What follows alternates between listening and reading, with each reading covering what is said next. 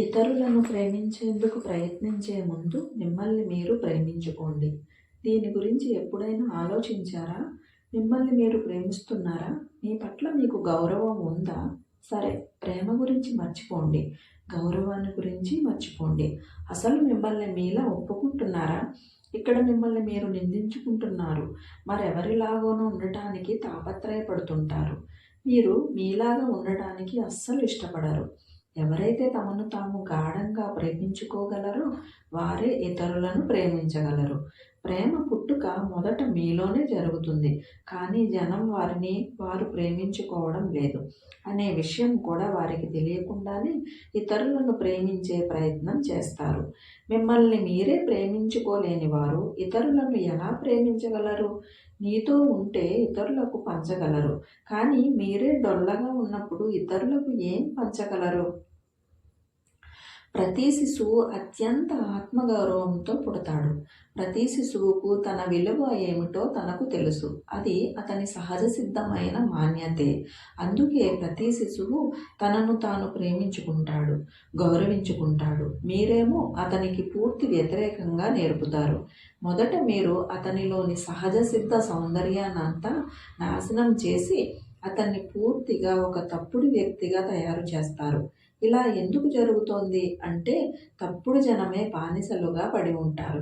మీరు మాత్రమే తెలివిలేని, మతిలేని రాజకీయ నాయకులను అనుసరిస్తారు కాబట్టి. వీరు మాత్రమే మతాచార్యులకు, ఛాందసులకు బలిపశువులు కాగలరు కాబట్టి. జనం నిజస్వరూపంలో ఉంటే వారు ఎవరికీ లొంగరు, ఎవరికీ తొత్తులుగా మారరు, అణచివేతకు గురికారు.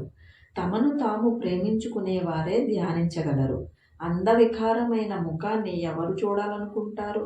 అందవికారమైన అస్తిత్వంలోకి ఎవరు ప్రవేశించాలనుకుంటారు?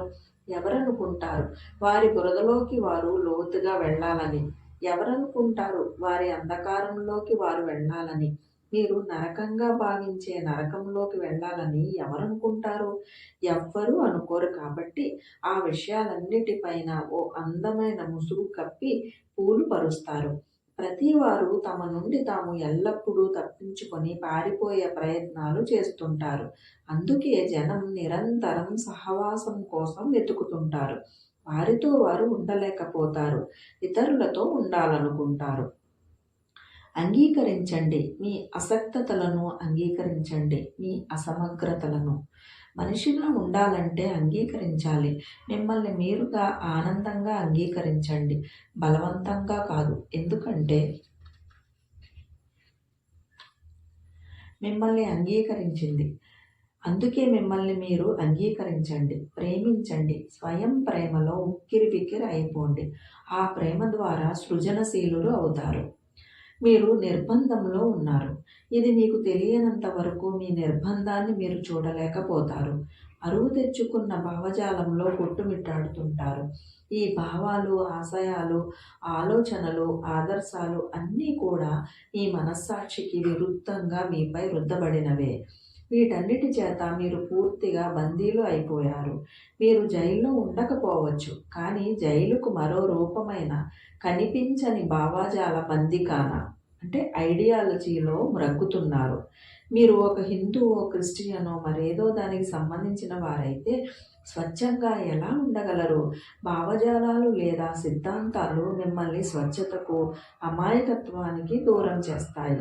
అవి మిమ్మల్ని ఒక పండితునిగా, మేధావిగా మార్చేస్తాయి. ఆ మేధావితనమే, ఆ పరిజ్ఞానమే అమాయకత్వాన్ని, స్వచ్ఛతను నాశనం చేస్తుంది. కరిగిపోండి, కలిసిపోండి, సాగిపోండి అందరిలో ఏకమయ్యేందుకు. ఎవ్వరూ కూడా దేన్ని వదులుకోలేరు. ఎందుకంటే ప్రతి వదిలించుకోవడంలో వారితో బంధాన్ని చూపిస్తారు. చైతన్యత్వంలో కాస్త ఉన్నతికి చేరుకున్నప్పుడు దిగువ స్థాయి దృక్పథం తనకు తానే మాయమవుతుంది. ఇది ఎలాగంటే మీ చిన్నప్పుడు బొమ్మలతో ఆడుకుంటూ అదే లోకంలో గడుపుతారు. ఏదో ఒక రోజు మీరు వాటిని వదిలేస్తారు అని అప్పుడు ఎవరైనా అంటే మీకు నమ్మాలనిపించదు, నమ్మలేరు కూడా. మీరు కాస్త పెరిగి పరిణతి చెందినప్పుడు బొమ్మలు పోతాయి. అవి ఓ ప్రత్యేకమైన మానసిక దశకు చెందుతాయి.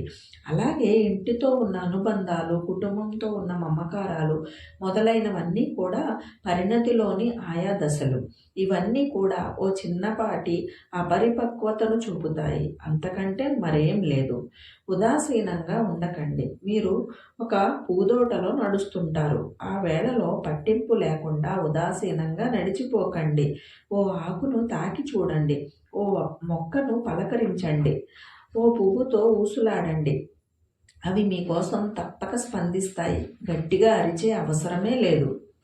ద్వేషం కంటే ఉదాసీనతే ప్రేమను చంపేస్తుంది. ద్వేషం ప్రేమలో ఒక భాగమే, కానీ ఉదాసీనతే పూర్తి వ్యతిరేకం. జనం ఉదాసీనంగానే ఉంటున్నారు. వారు జనాన్ని చూస్తారు కానీ చూడరు, తాకుతారు కానీ తాకరు. కాబట్టి దీన్నే ప్రాథమిక ధ్యానంగా చేయండి. విడిగా ఉండడాన్ని ఆపేయండి. మీరు ఎంత ఎక్కువగా దాని వైపు ప్రవహిస్తుంటే అది అంతంత సులువుగా మారటాన్ని మీరు చూస్తారు. మీ దారికి అడ్డు ఎవ్వరూ లేరు. అసలు విషయం ఏమిటంటే లోపల మనమంతా బండరాళ్ళు అయిపోయాం.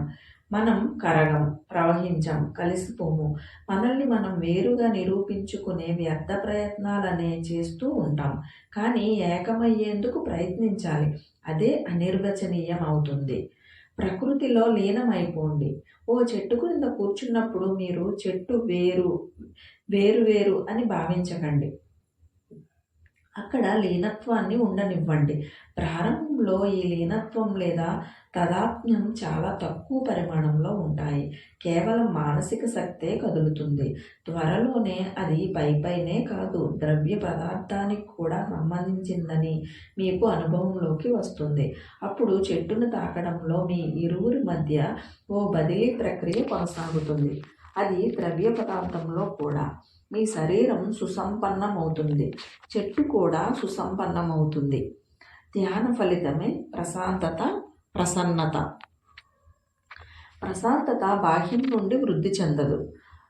మనస్సును సాక్షిత్వంతో చూడటం ద్వారానే, సాక్షిభావం మీలో నెలకొన్నప్పుడే మీరు మనస్సును దాటిపోగలరు. అప్పుడు హఠాత్తుగా ఓ ప్రశాంతత అన్ని వైపులా వ్యాపిస్తుంది. అది మీపై పూలవర్షం వలె కురుస్తూనే ఉంటుంది. మీ జీవితం పునీతమవుతుంది. అది వృద్ధి చేయటం అనే ప్రశ్నే కాదు, సృష్టించడం అనేది అంతకన్నా కాదు. అదొక ధ్యాన ఫలం.